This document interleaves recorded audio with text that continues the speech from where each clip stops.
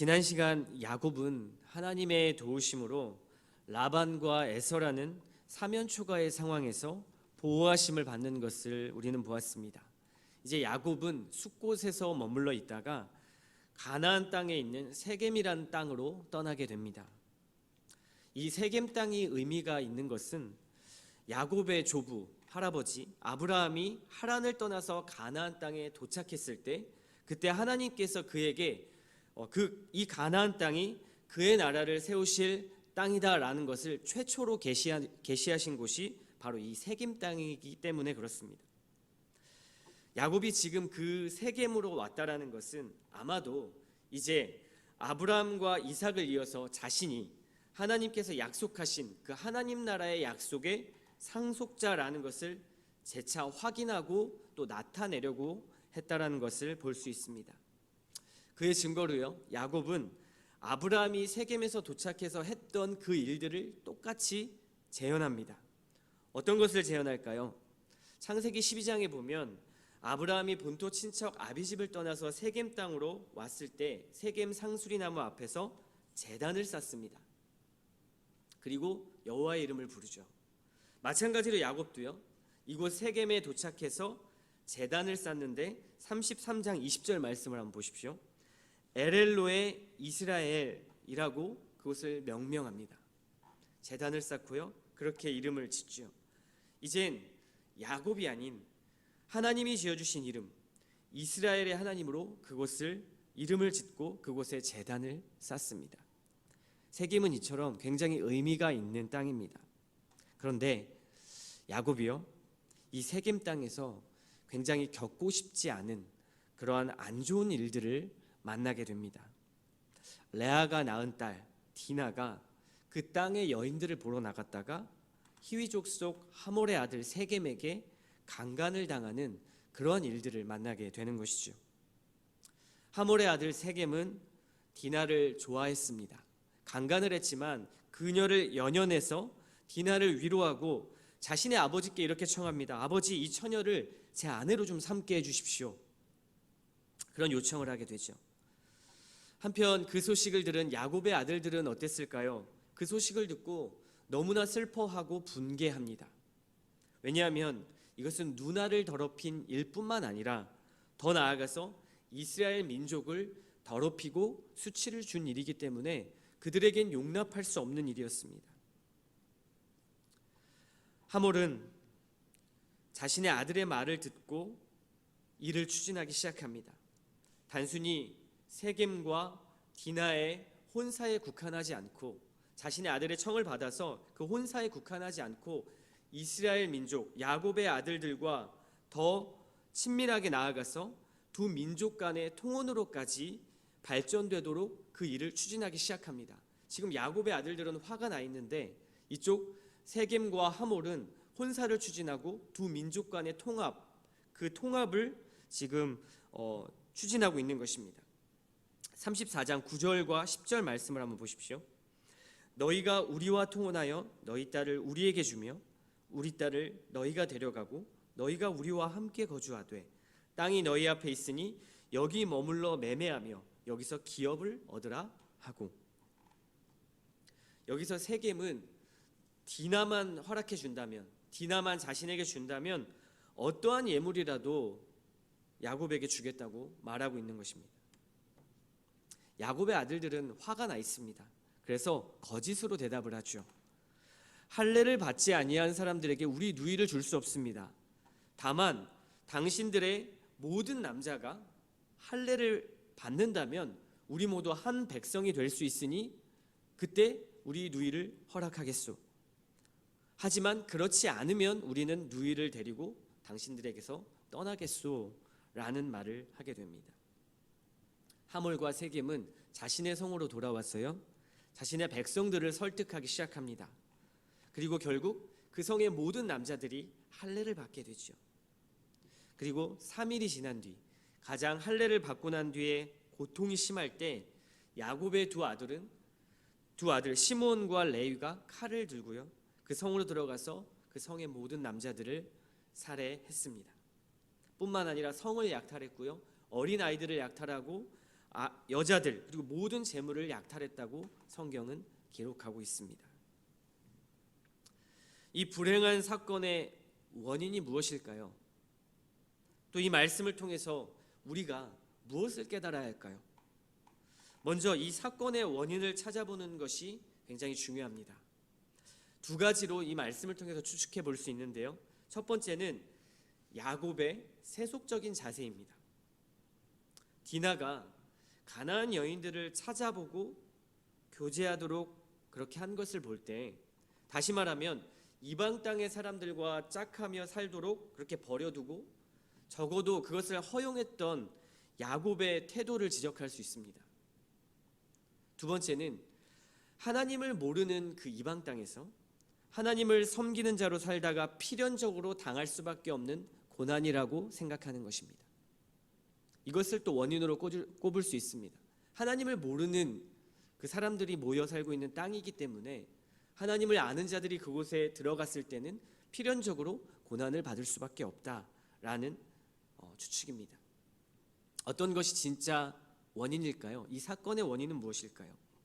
확실한 것은 이 사건의 결과를 보면 야곱 집안의 굉장히 부정적인 측면들이 부각되고 드러나고 있다는 사실입니다. 야곱이 이 사건을 대하는 반응을 한번 차근차근 살펴보십시오. 우선 야곱은 자신의 딸 디나가 강간을 당하는데도 별로 흥분하거나 분노하는 모습이 없습니다. 5절 말씀을 보면요, 야곱은 그 소식을 듣고 아들들이 오기까지 잠잠했다 기록합니다. 잠잠했다. 자기 딸이 강간을 당했는데 잠잠했다라고 말하고 있습니다.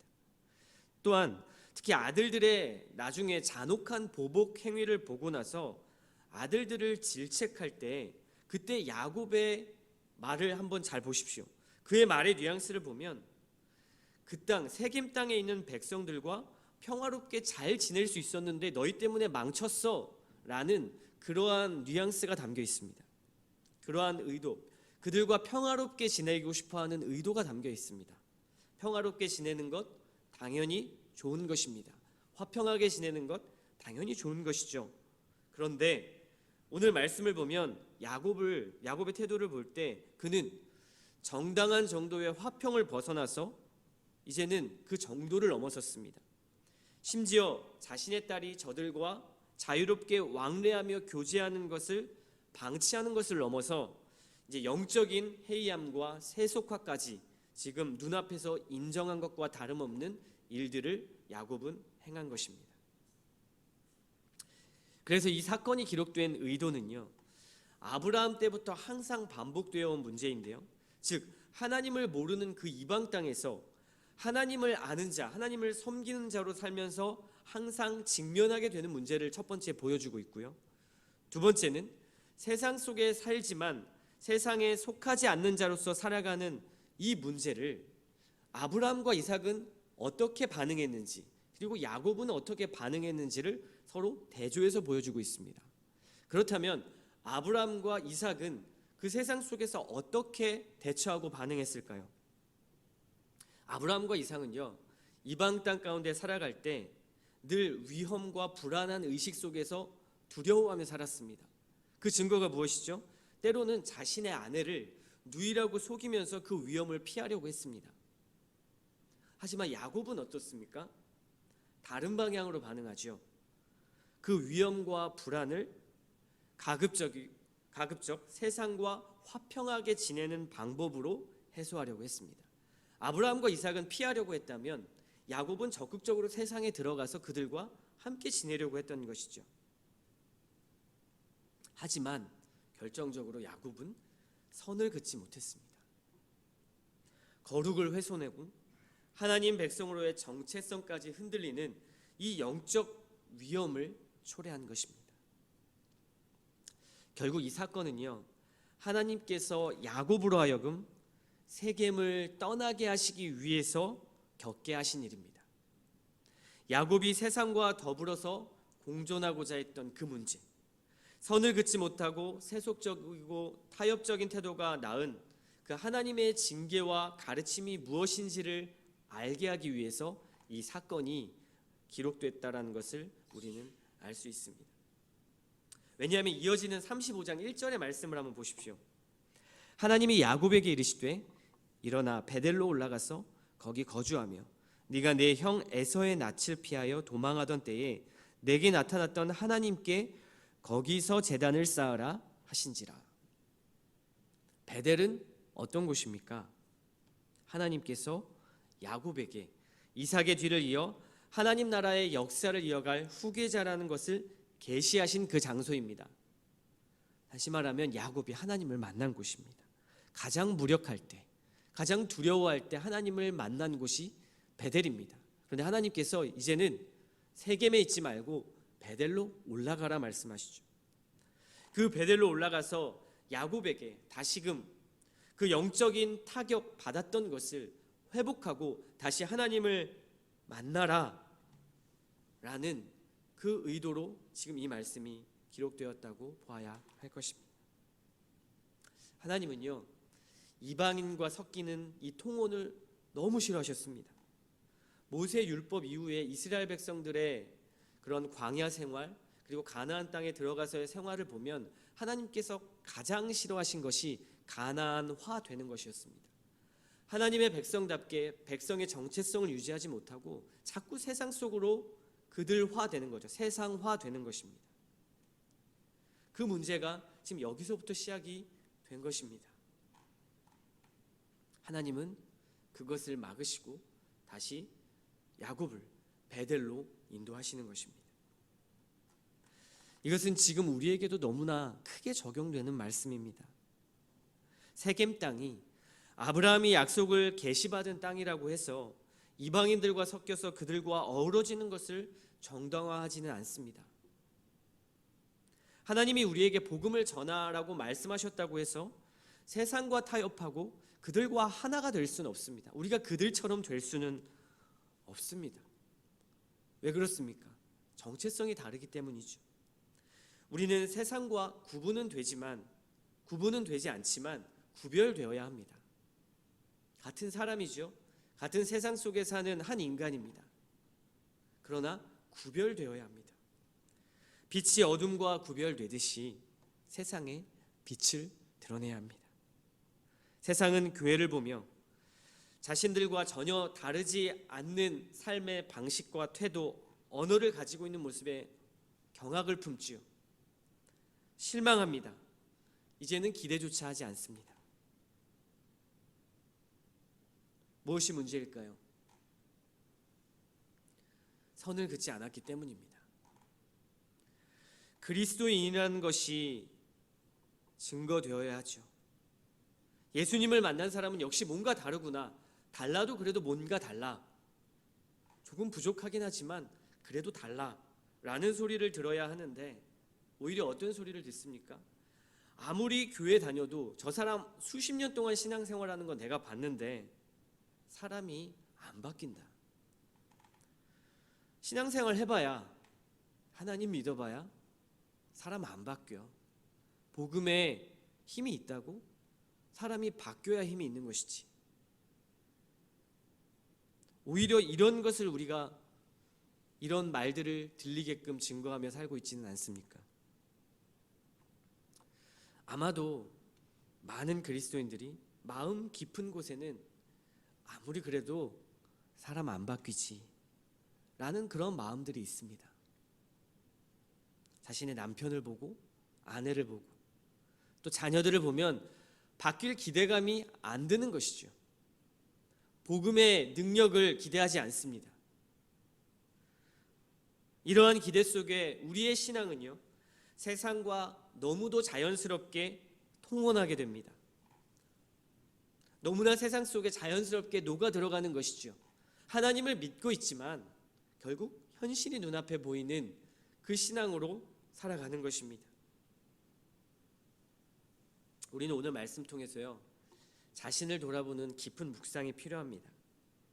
정말 자신을 깊이 한번 돌아보십시오. 내가 세상 사람들과 다른 것은 무엇인가? 나는 목사인데 성도와 무엇이 다르고 나는 목사인데 세상 사람들과 도대체 무엇이 다른가? 나는 성도인데 믿지 않는 저 악한 사람들과 나는 도대체 어떤 가치가 다른가? 어떤 삶의 방식이 다르고 어떤 언어가 다른가? 한번 고민해 보십시오.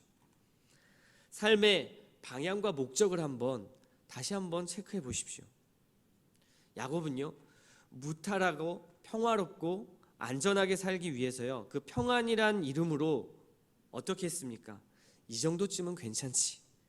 내가 그래도 11조도 하고 예배도 잘 드리고 이 정도는 영적으로는 문제가 없을 거야. 이렇게라도 해야 좀 내가 숨을 쉴 수 있지 않을까.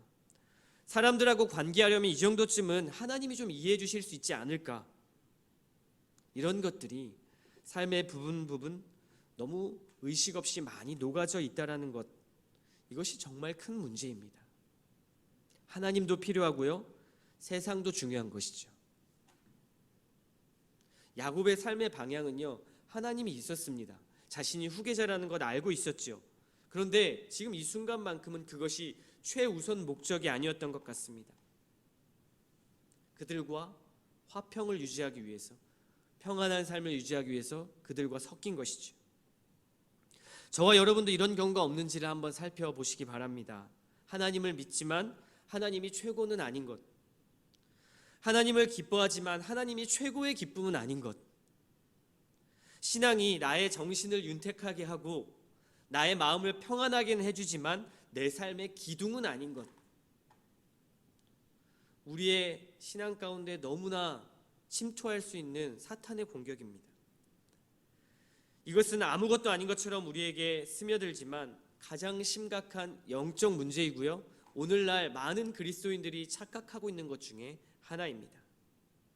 이것이 점점 우리의 영적 심장으로 흐르는 그 말씀의 혈관들을 하나하나 막기 시작합니다. 가치를 바꾸는 것이죠. 그리고 결국 심장으로 생명이 공급될 수 없도록 만듭니다. 이런 사람은요, 종교적으로는 세상 사람들과 다릅니다. 구분이 되지요. 하지만 삶의 열매는 다르지 않습니다. 주일 말씀에도 들었지요. 삶의 열매가 다르지 않은 것입니다. 종교적 의무를 다하는 시간은 씁니다. 하나님을 믿으니까요. 하지만 삶을 다르게 사는 것에는 쓰지 않습니다. 하나님이 최고가 되는 것이 아니죠. 교회와 공동체에서 종교적인 말은 많이 뱉습니다. 하지만 삶에서는 진리를 말하지 않습니다. 정작 문제가 닥쳤을 때 사람과의 관계에서 여러 가지 세상 속에 일어나는 많은 일 가운데 하나님이 적용되지 않습니다. 세상과 통혼하고 있기 때문입니다. 하나님은요, 그때 우리에게 말씀하십니다. 베델로 올라가라. 너의 생존을 위해서 세겜을 택하지 말고 너의 삶은 내가 책임질 거야. 두려워하지 말아라. 영적인 거룩함을 회복하라. 내가 너와 함께 할 것이다. 이후 35장의 말씀을 읽어보면요, 야곱은 베델로 가서 이방 신상들을 다 버리고 의복도 바꾸라고 그 가족들에게 명령합니다. 그리고 다시 영적인 회복을 하게 되죠. 야곱의 고백을 한번 들어보십시오. 35장 3절입니다. 우리가 일어나 베델로 올라가자. 내 환난 날에 내게 응답하시며 내가 가는 길에서 나와 함께 하신 하나님께 내가 거기서 제단을 쌓으려 하노라. 아멘. 야곱은 옛사람대로 살지 않고 새로운 삶으로 다시 회복하자고 선포합니다. 이것이 우리의 고백이 되어야 하지 않겠습니까? 여러분, 새로운 삶으로 나가고 싶은, 회복하고 싶은 그러한 마음이 있으십니까? 하나님께서 우리에게 베델을 준비해 놓으셨습니다. 하나님의 손이 우리에게 펼쳐져 있습니다. 그 손을 신뢰하십시오. 진리의 기준, 2022년도를 시작하는 1월 삶의 목적과 방향을 진리의 기준으로 다시 세팅하십시오. 이것만큼 중요한 삶의 기둥이 없습니다. 일상의 선교사가 되는 것, 복음이 되는 것, 이것 또한 하나님 나라를 사는 백성이라는 정체성과 방향 안에서 설정되는 것입니다. 세상을 사는 일상이 아니고요, 하나님 나라를 사는 일상인 것입니다. 그분의 말씀을 붙들고 하나님의 나라를 사십시오. 하나님이 보호하시고 인도하시고 책임질 것입니다. 기도하겠습니다.